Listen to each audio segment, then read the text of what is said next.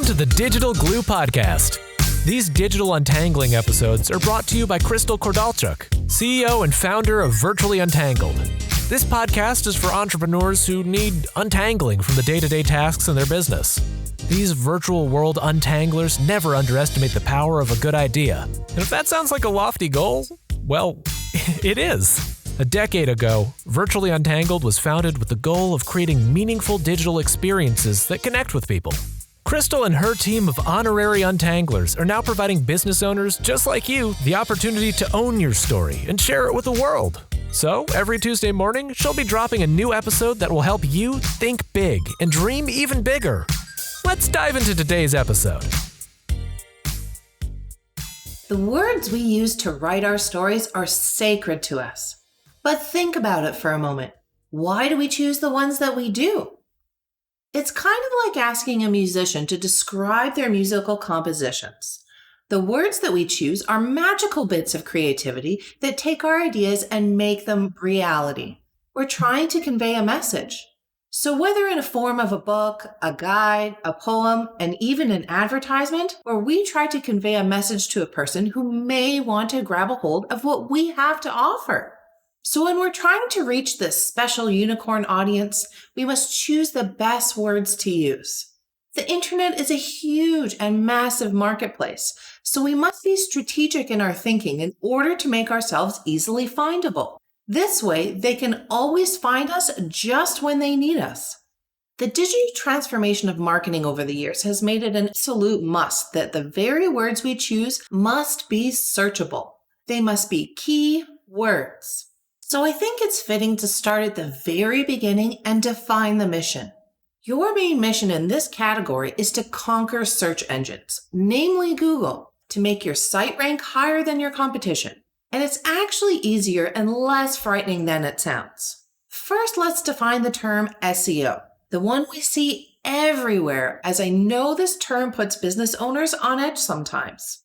SEO, also known as search engine optimization, is the process of improving the quality and quantity of website traffic to a website or a specific web page from search engines, which specifically targets unpaid traffic rather than direct paid traffic.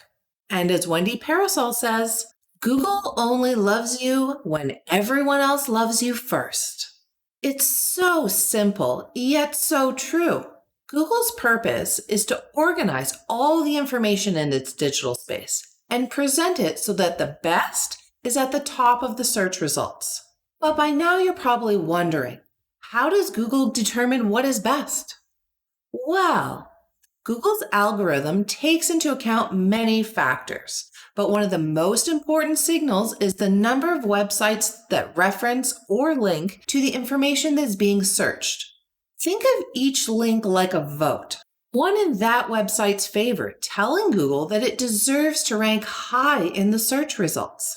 So with that in mind, it makes sense to say that the ultimate goal of SEO is to make it as easy as possible for Google to find said website. And anyone can do this by using proper HTML code, easily implemented now in platforms such as WordPress with plugins like Yoast, writing relevant copy, and designing for ease of use. And that's just to name a few. One has to give Google a reason to rank said website higher than all the other relevant sites and content. And this is easily attainable by creating strong, pertinent information, using more links, and using the right keywords, which is why we're here today. Now, it's no secret that having hyperlinks and backlinks are an important part of any SEO strategy. But here's the deal. The real trick is to have powerful links. For example, if you work to get 100 links to your site from a bunch of bloggers, you've definitely done yourself an SEO favor. However, if you've gone ahead and gotten yourself just one link from the Huffington Post, you've got yourself one heck of a powerful boost. In other words, it's all about quality, not quantity. And as we know, that saying goes for everything. Simplicity is key. Quality is key. Which, as you already know, some favorable key concepts we love to talk about here, no matter what the topic. With that being said, here's another one of my favorite quotes that helps me remember my mission when writing content. This one by Adam Audette. It's not about get the traffic. It's about get the targeted and relevant traffic. So with the knowledge that the goal of SEO is not to rank number one, that's pointless. The goal should be to generate leads and sales, not rankings. Thus why we need to work on our SEO strategy. And the strategy starts with finding the right keywords that will ultimately drive conversions. And some wonderful folks out there made things mighty easy peasy for all of us with some handy Google keyword planner tools to help us easily select relevant keywords to use in all the right places. Then take things one step further to organize all the keywords we find into two simple categories. Buying intent, where the person searching is most likely looking to make a purchase, or research intent, where the searcher is most likely just doing research.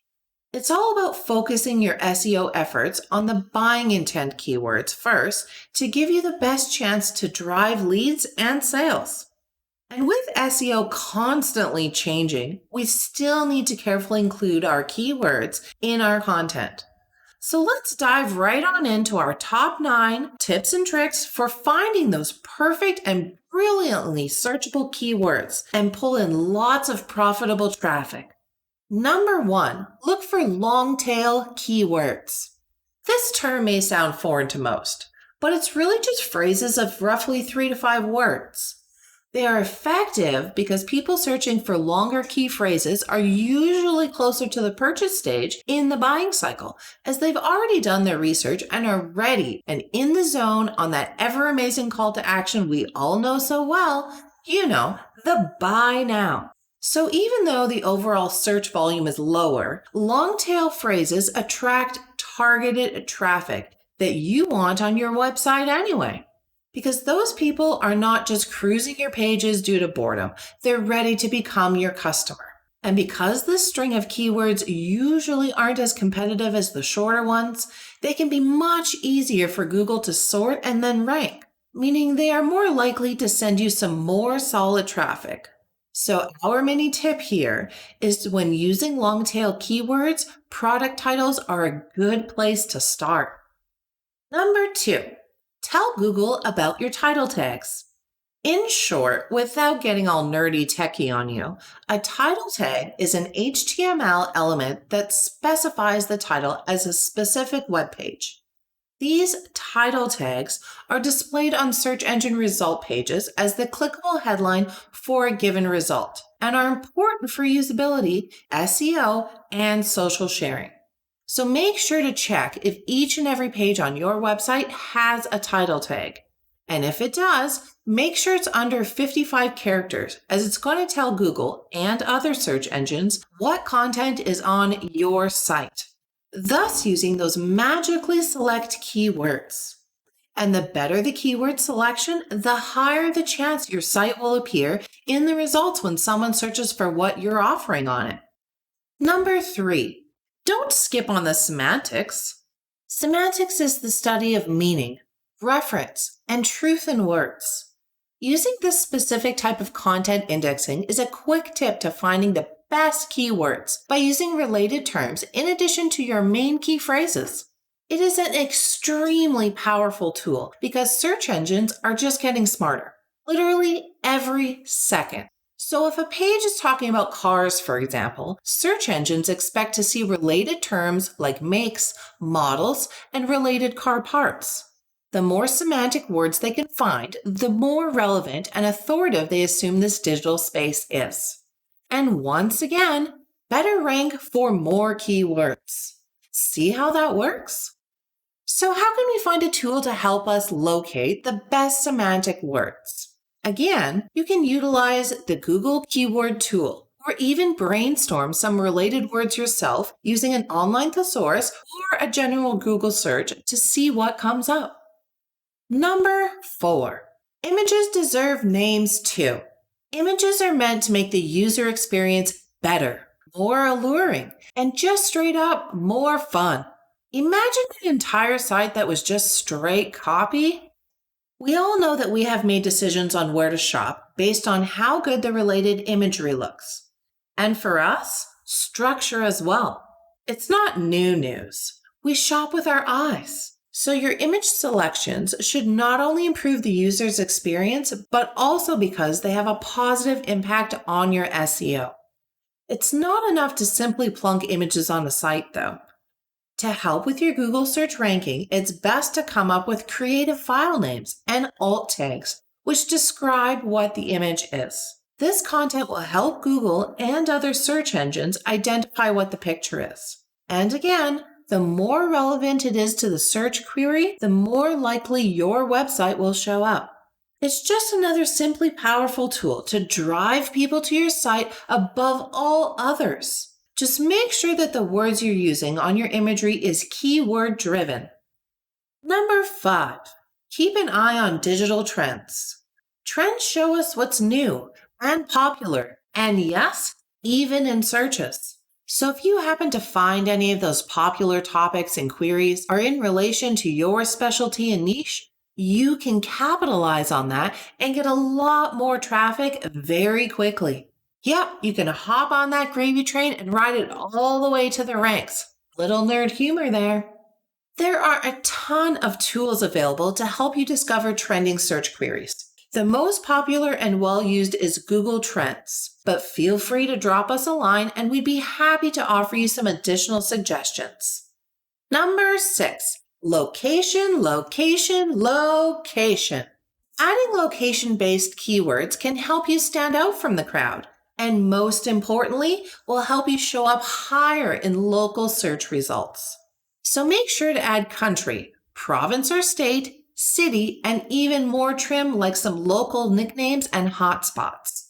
These tend to work best when you have a physical location for your business. That's when Google Maps kicks in and the searcher on the other side of the digital screen can click right on the map to find you. Even if you work solely from your home office, thus offering them the digital experience. That just doubled their options. But be assured, you can use local keywords without a physical location to capitalize on your target market's desire to shop locally. You can also make sure to offer fast shipping if you're product-based, or that personal touch if they want to meet you virtually face-to-face until the pandemic settles a little bit more. We promise. It's super easy to nail down which location words to use by using the tools we mentioned earlier.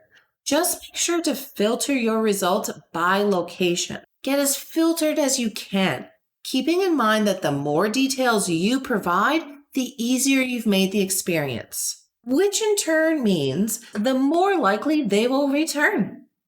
Number 7, do not ignore your analytics. Analytics is a science-based raw data behind what your audience is doing with the digital goodies you're putting out into the world. It's what we as the business owner need to keep tabs on in order to make conclusions about what to do next. These amazing bits of digital information can then be used to optimize and increase the overall efficiency of our business, weeding out what has room for improvement and what's knocking on that golden door. You will want to make sure to check those out and don't just toss those golden ticket numbers to the wayside. That's like buying a lotto ticket and never ever checking to see if you've won. So use the data to find good keywords that are already working. Then use variations of those keywords and rinse and repeat what works and toss what doesn't. Why mess with the system that's working, right? It's all about fine-tuning those keywords that are attracting the most traffic for each individual page, as well as across your entire site. Then reusing those words and variants of them way more often. This is where semantics can come into play as well.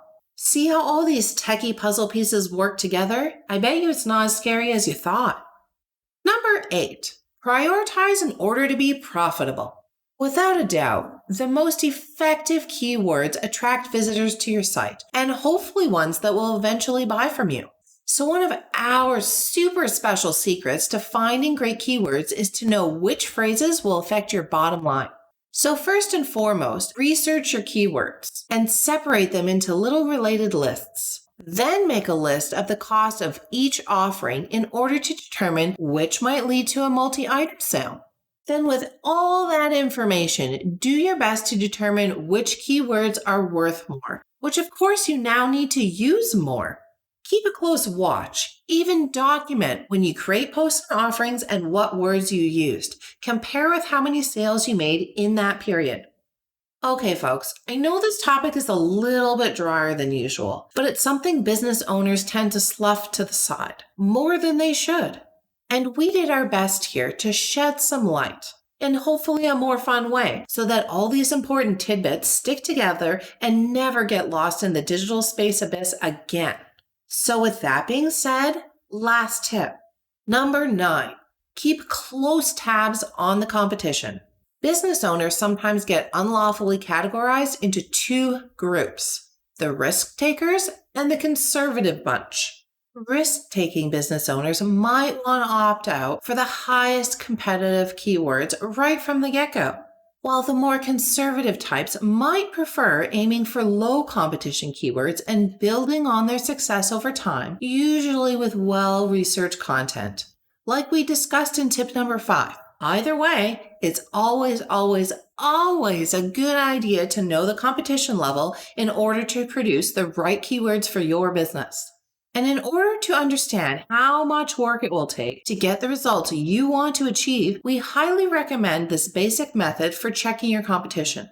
Log out of any Google properties, such as Google Plus or Gmail. Plunk in your sought-out keywords into Google, add up the PageRank values of the first 10 organic results. Videos are acceptable unless they result in more than 10 results on the first page. In that case, do not count YouTube videos since Google owns YouTube. Then divide the total PageRank value by 10 to determine the average results of each single keyword. Then assign each competitor a level. We like to keep things simple yet fun, so we do lukewarm, low boil, and high voltage. Just remember to keep in mind that the higher the average page rank per competitor you snoop on, the tougher that keyword is going to be to rank for. A smart strategy we can recommend is to choose one highly competitive keyword and several relatable semantic, lukewarm, and low boil keywords for each page. This way, it's easier to start building up the high competition keywords. As a team, these words can optimize your results.